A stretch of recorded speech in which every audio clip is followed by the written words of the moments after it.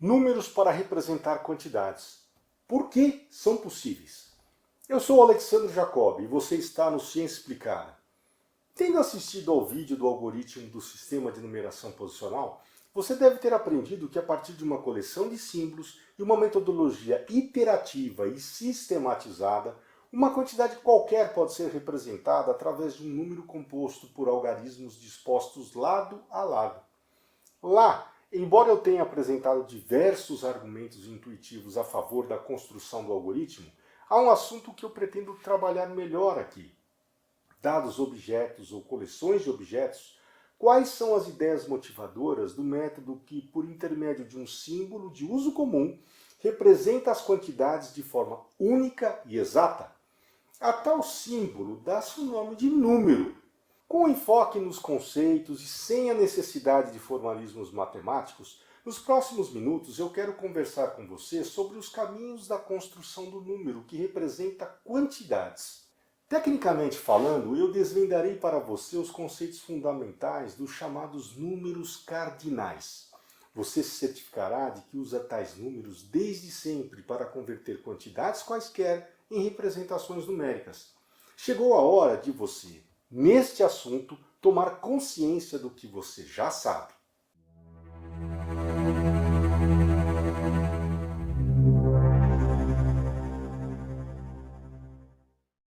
Comecemos do princípio.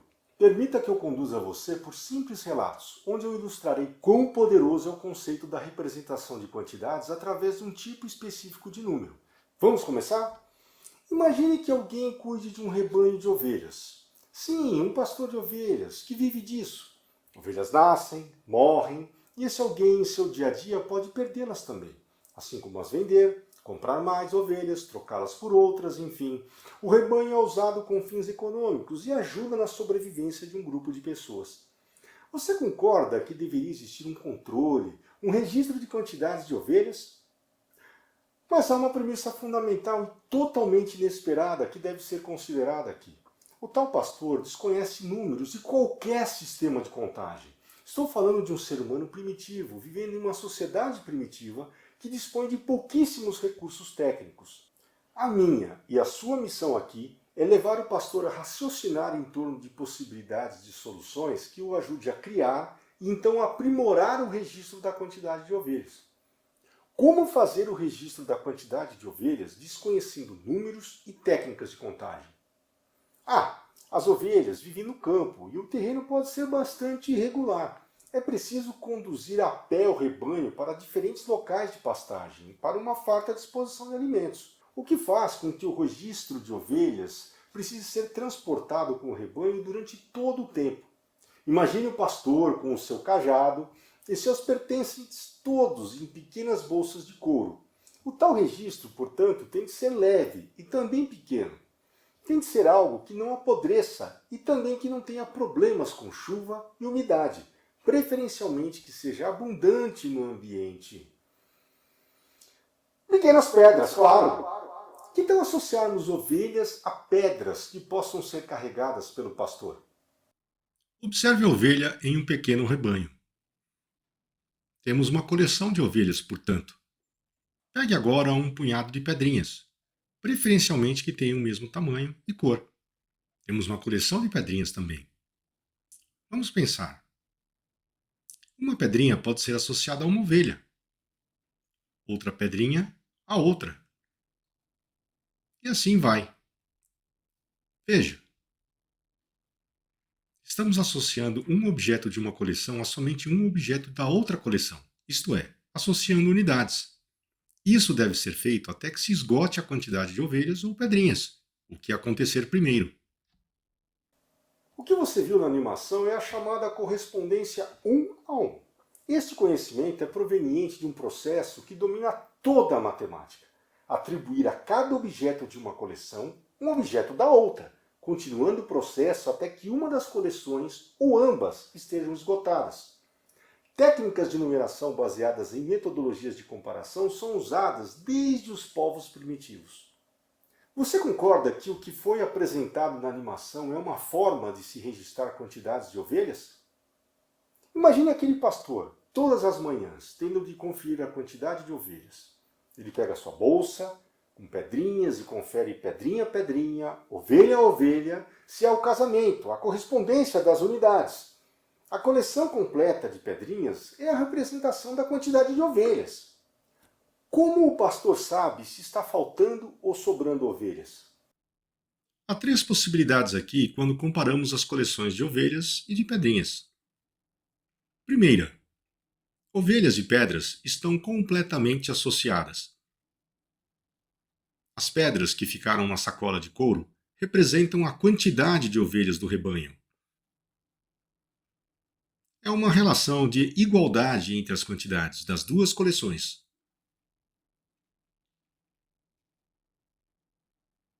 Segunda, sobra a ovelha em relação a pedras. Aqui ou o pastor perdeu alguma pedrinha, o que parece improvável, ou mais ovelhas se juntaram ao rebanho desde a última contagem. O pastor pode ter errado na última contagem, percebe? Sobrar ovelhas em relação a pedras nos leva a concluir que a coleção de ovelhas é maior do que a coleção de pedrinhas. Por fim, a terceira. A pedra em excesso em relação a ovelhas.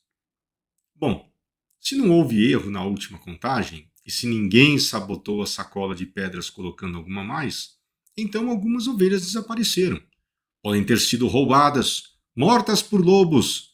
Não sabemos. Agora, a coleção de pedrinhas é maior do que a coleção de ovelhas. Reparou que é possível estabelecer relações de comparação entre duas coleções de objetos? As coleções são ou iguais em quantidades de objetos ou desiguais, com uma maior do que a outra. Semanticamente e logicamente, a coleção é maior do que a outra porque possui maior quantidade de objetos do que essa outra. Não há outra possibilidade.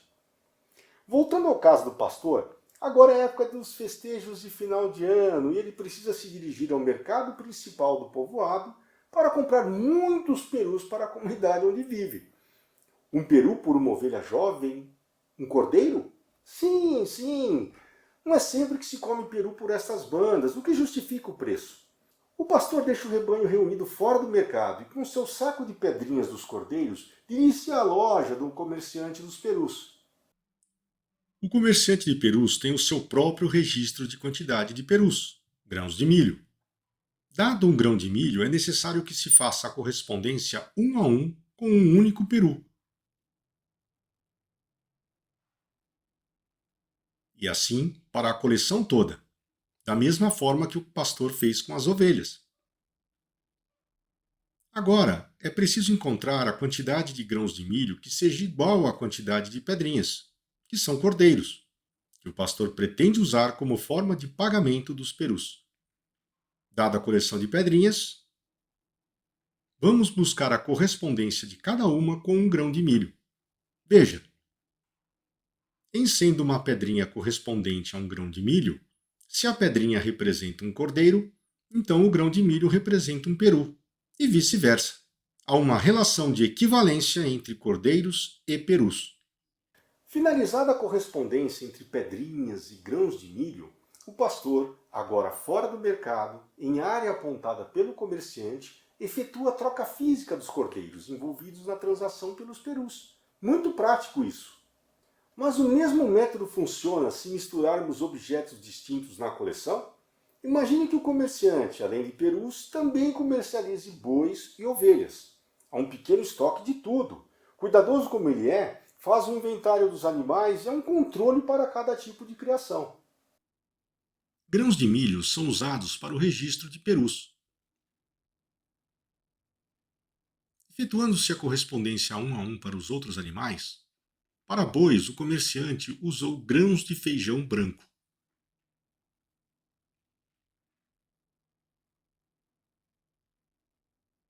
E para as ovelhas, grãos de feijão marrom.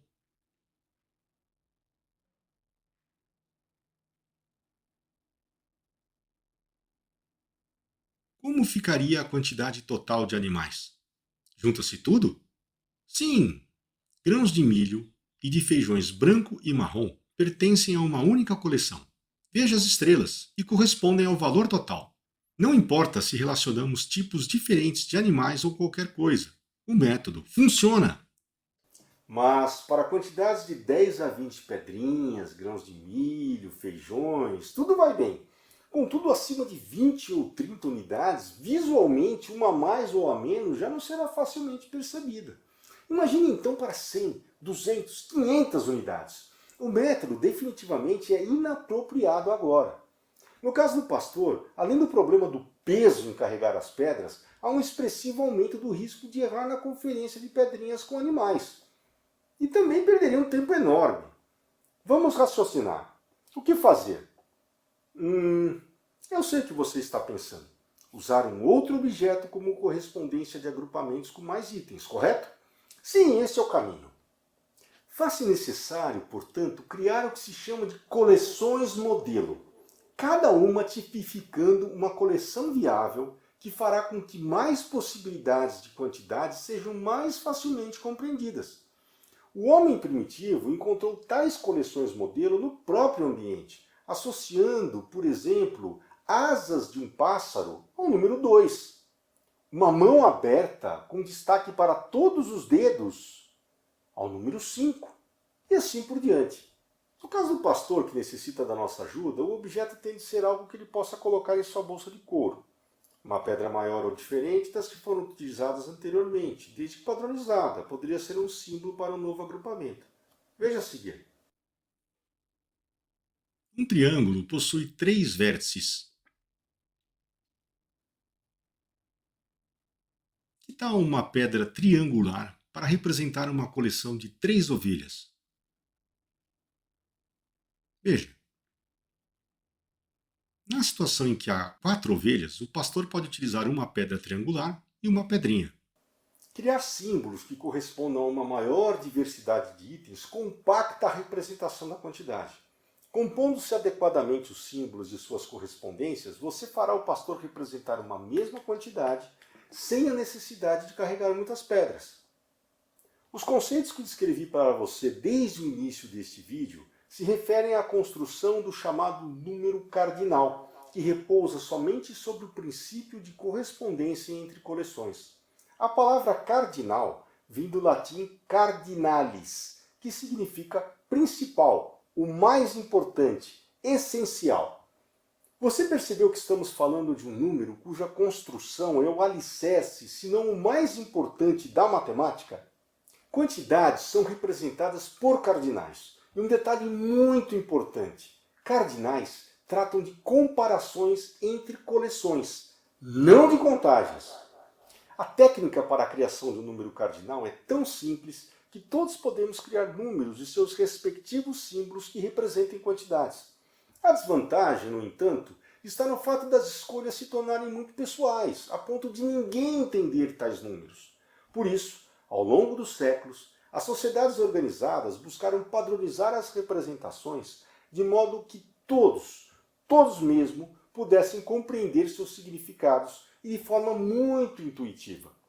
Na próxima animação, a última, eu apresentarei um único objeto que carrega 6 cardinais. Como pode? Sim, o dado é um objeto de uso comum que carrega 6 cardinais. As bolinhas pretas das faces do dado representam, de forma intuitiva e direta, a correspondência 1 a 1, não? Veja a face com quantidade 5, que é associada a 5 itens, e é associada ao símbolo indo-arábico 5. A mesma coisa com o 2, com o 1, com todos. Você decora, isto é, guarda na memória, ou não decora as quantidades associadas a símbolos? Claro que todos nós decoramos. Um número cardinal ainda não é o que chamamos de sistema numérico. Você pode criar o número cardinal, mas isso ainda é insuficiente, por exemplo, para possibilitar a construção de uma aritmética efetiva, onde operações matemáticas possam ser efetuadas e para grande escala. Precisaremos nos aprofundar ainda mais no tema, agora buscando um novo conceito, o da ordenação e também o da sucessão. Vamos rumo ao tema dos números ordinais, mas só em uma próxima oportunidade. É hora de seguir em frente com os seus estudos e ainda com mais confiança. porque agora você sabe.